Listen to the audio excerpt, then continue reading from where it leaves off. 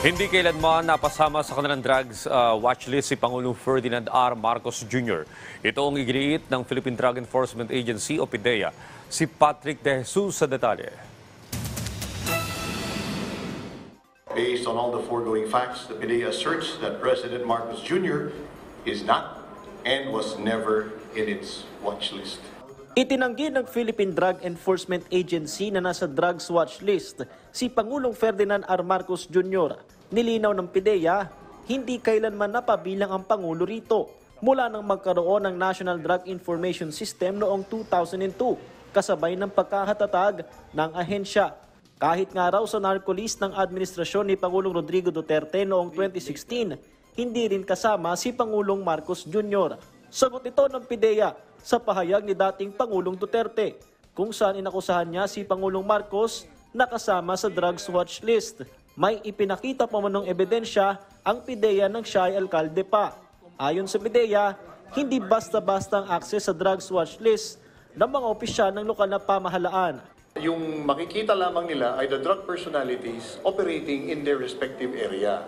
So for instance, kung ikaw ay isang alkalde, ang ma-access mo lamang ay yung idudulog sa iyo ng local law enforcement na gusto nilang gusto nilang ihingi ng tulong po sa inyo upang mahuli nila siya.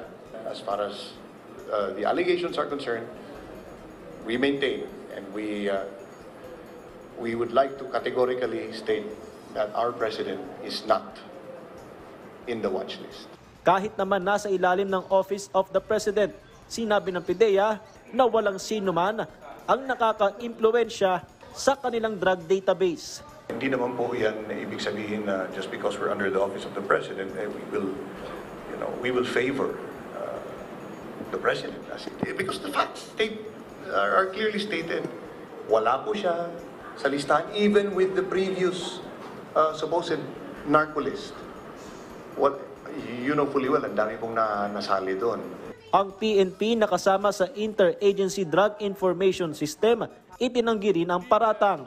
On the part of the PNP, sir, we have not seen any document or list na nandun po ang pangalan ng ating presidente. Ang PNP po at ang PDEA po and other agencies for that matter, ay meron po tayong mga tinatawag na mga interagency cooperations. At kasama po dyan yung pag-validate po ng mga nare-receive po nating mga reports. Patungkol naman sa fentanyl, sinabi ng PDEA na isa itong uri ng regulated drug, alinsunod sa itinakda ng United Nations. Any dangerous drug that has medical application requires the prescription of an S2 licensed doctor using a yellow prescription pad regulated by the Department of Health. And the dispensing pharmacy must keep strict records thereof, which is subject to spot checking every now and then by our PDEA regulatory compliance officers. Sa isang ambush interview, bago tumulak pa Vietnam para sa isang state visit, sinagot ng Pangulo na maaaring epekto ng fentanyl ang mga alegasyon sa kanya ni dating Pangulong Duterte na una na ring inamin ang paggamit nito bilang painkiller. Patrick De Jesus para sa Morning Show ng Bayan, Rise and Shine, Pilipinas.